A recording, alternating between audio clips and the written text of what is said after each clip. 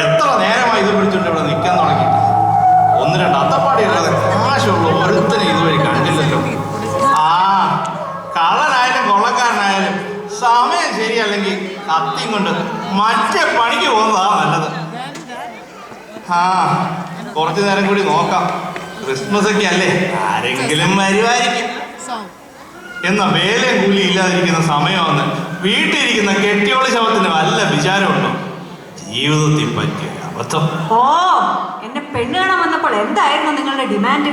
50 ലക്ഷം രൂപയും 50 പവന്റെ ആഭരണവും. എന്നിട്ടിപ്പോ എല്ലാം കൊണ്ടുപോയി ചക്കപ്പാളയം വെച്ചില്ലേ? ഈ ക്രിസ്മസിന് മുമ്പ് പണയം വെച്ചിരിക്കുന്ന എന്റെ ആഭരണമെല്ലാം എടുത്ത് തന്നില്ലെങ്കിൽ എന്റെ തനി സ്വഭാവം നിങ്ങൾ അറിയും.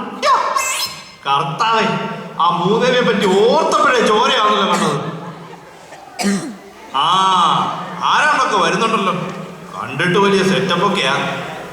കഷ്ടകാലത്തിന്റെ രൂപത്തിൽ ഞാനിവിടെ നിൽക്കുന്ന കാര്യം പാവം അറിയുന്നുണ്ടോ? ഇങ്ങി വാ, വെടുപ്പാക്കി തരാം. ഡോ മതിയൊന്ന് കുലിങ്ങിയതൊക്കെ മര്യാദയ്ക്ക് കയ്യിലുള്ളതെല്ലാം ഇങ്ങനെ എടുക്ക. തന്നിട്ട് സ്ഥലം വിടാൻ നോക്ക. എന്റെ തല ചൂടാകുന്നതിന് മുമ്പ് കയ്യിലുള്ളതെല്ലാം തരാൻ. ഇവൻ എന്റെ കയ്യിൽ നിന്ന് വാങ്ങിക്കും. ഈ ലോകത്ത് പേടിപ്പിക്കാൻ ആളുണ്ടെങ്കിൽ പേടിക്കാത്തവരാരാ? കയ്യിൽ എന്തൊക്കെ ഉണ്ടോ? ആ കിരീടം അടിക്കണം. ആ ഇനി ഓരോന്നായിട്ട് ഇങ്ങോട്ട് എടുക്ക. ആ കഴുത്തി കിടക്കുന്ന ആർക്ക് കൊടുക്കാനാ? അഴിക്കട ഇങ്ങോട്ട്. എടാ, നീ ഇതും തലയെ വെച്ചോണ്ട് ഇങ്ങനെ കുണുങ്ങിയ വല്ല വെട്ടുവാദം ഒന്ന് കിടപ്പായി. ഇനി വല്ലതും ഉണ്ടോടാ? ആ പേടിത്തൊണ്ടന്മാരായ ഇവനെ പോലെ വേണം. എന്നെ തടവെന്ന് തപ്പുന്നേ, എടുക്കടാ അതൂടെ. നിന്നെ ഇന്ന് ഞാൻ ഇതെന്താ? നോക്ക്, എനിക്ക് ഒരു കുന്തം വേണ്ട. കൊണ്ടുപോ. ഇവിടെ പേടിപ്പിക്കാൻ ആളുണ്ടെങ്കിൽ പേടിക്കാത്തവരാരാ?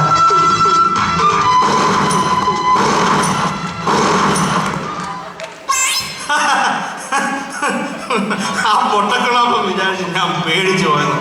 എന്റെ തലയ്ക്ക് ചൂട് കയറിയ ഈ കത്തി ഏത് വഴിയൊക്കെ കയറി ഇറങ്ങുമെന്ന് എനിക്ക് തന്നെ അറിയത്തില്ല.